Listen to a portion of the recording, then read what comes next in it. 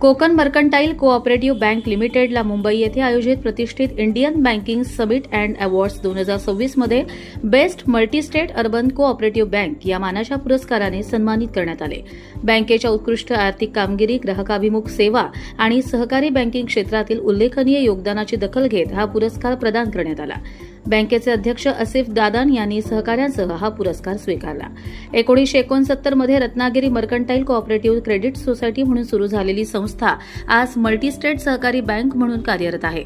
मुंबई, ठाणे, नवी मुंबई, रायगड, रत्नागिरी आणि गोवा येथे 25हून अधिक शाखांद्वारे बँक सेवा देत असून तिचा एकूण व्यवसाय 1000 कोटी रुपयांपेक्षा अधिक आहे.